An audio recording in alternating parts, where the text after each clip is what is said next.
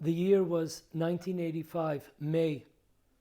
1,150 terrorists were released for 3 Jewish soldiers in the Ahmed Jibril deal.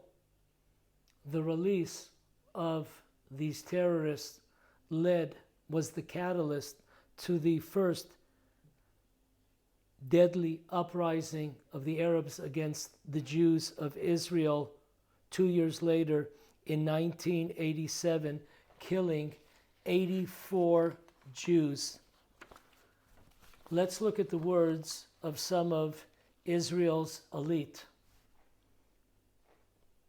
The head of Israel's Internal Security Service, Yuval Diskin, stated, I quote, "The release of Arab prisoners in 1985 was the main catalyst of creating the first uprising of the Arabs.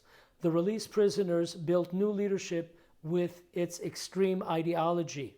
This, along with the fact that the Arabs succeeded in forcing Israel to capitulate via their release." The former president of Israel, then a minister in the government, Yitzhak Navon, responded, "We have shown the world that the best deal in town is to kidnap Jews, then in exchange receive and free hundreds of terrorists.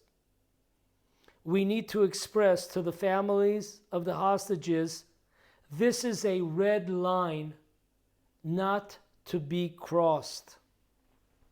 It's important to note that one of those released in 1985 was a man named, may his name be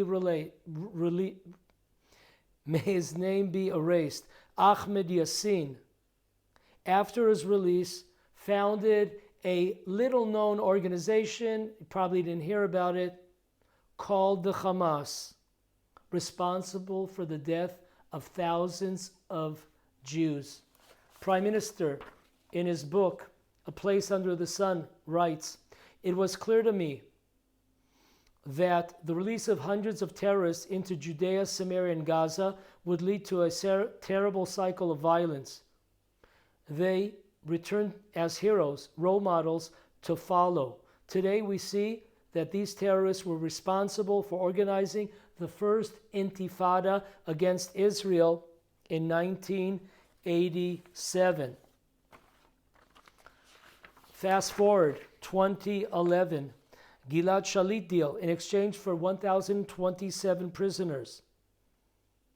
These prisoners that were released proved to be the new leadership of Hamas, including one person you might have heard of, Sinwar. You got that. The mastermind of the massacre of the Jewish people, 1,200 Jews, on Simchat Torah, October 7th. So, dearest friends, think about it. In 1985, when we released 1,100 prisoners, 83 Jews were murdered in the next few years. 3 hostages released. We in return received 84 Jews dead. The release of Gilad Shalit in 2011. We have received thousands of dead Jews. Who in their right mind would agree to such an agreement? Please note, the hostages could have been released if we acted immediately, right after October 7th, in sealing off the entire Gaza Strip, no humanitarian aid to the Hamas Nazis until they release our hostages, massive bombings at the same time.